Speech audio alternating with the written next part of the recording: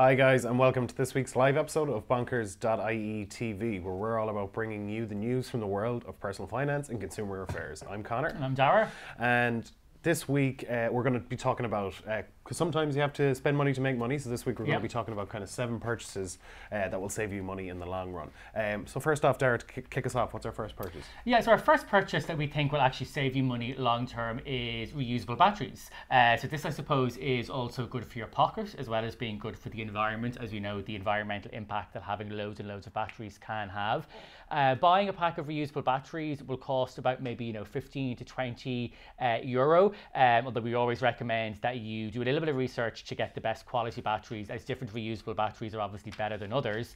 But it can really save you long term, and it saves having to search for new batteries or run out to shops when the remote control decides to stop working, or or if you have kids, kids' toys are always need new batteries. Yeah, particularly that time of Christmas, you know what I mean, when you get the new toys and you realise that you forgot the batteries. So reusable batteries is our first recommendation.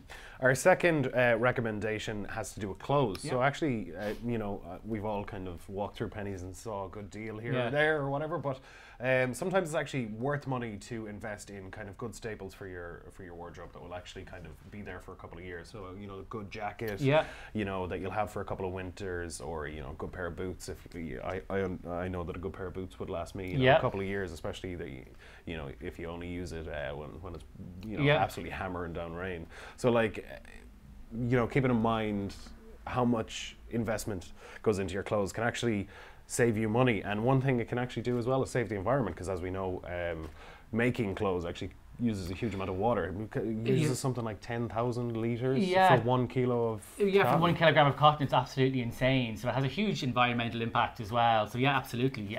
We think investing in a few signature pieces that are going to last you for a few months or even a few years is a really wise decision. And on the subject of water, another simple way to save money is a reusable water bottle. So this is good as well for your health and also for the environment and also for your pocket, as if you have a water bottle that you can keep with you and fill up on the go when you're at work or when you're out and about or on the way to the gym. It'll keep you obviously refreshed and replenished and healthy as well. Hopefully it'll mean that you won't be grabbing a soft drink or a fizzy drink or going for a coffee instead. I know I have a bottle of water, you do as well, Connor, on your desk, and it's really handy just to be able to kind of go for it.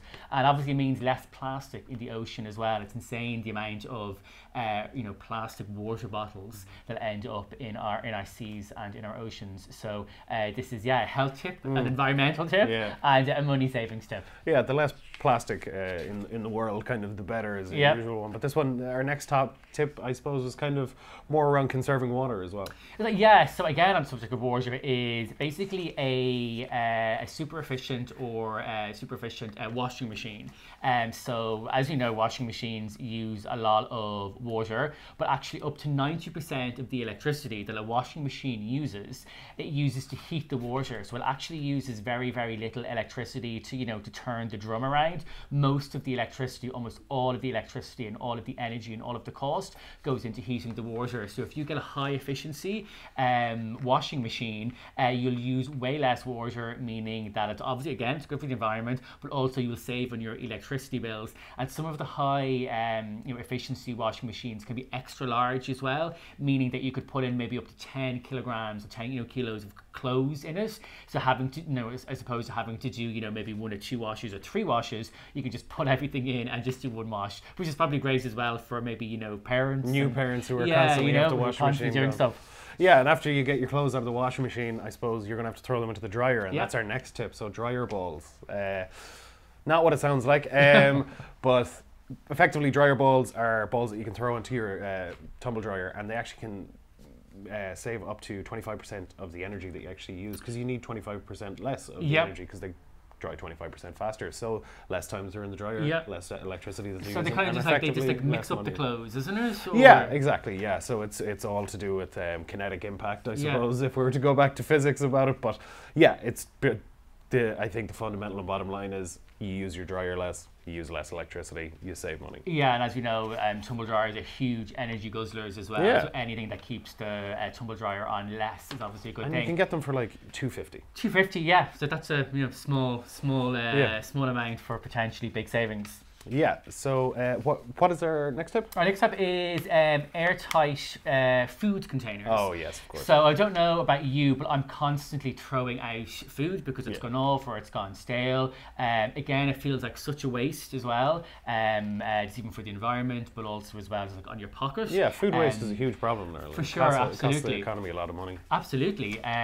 So yeah, so this is just, buy for maybe like a €5 or a €6. You can get them in places like Deals and the discount store. It's just lots of airtight containers that you can pull in your cereal, that you can pull in your maybe nuts, that you can pull in, even crisps, crackers, things like that. It's a really, really small expenditure, and it'll mean hopefully fewer trips to the supermarket and less food waste and hopefully more money in your pocket. Yeah, and like anybody who's put their like cereal into like a little container knows that it stays fresher for longer, and removing the air from the atmosphere as well can remove any kind of bacterial kind of activity that's going on as well. And our last tip for it today is actually kind of a bit of a weird one, but it's moldable glue.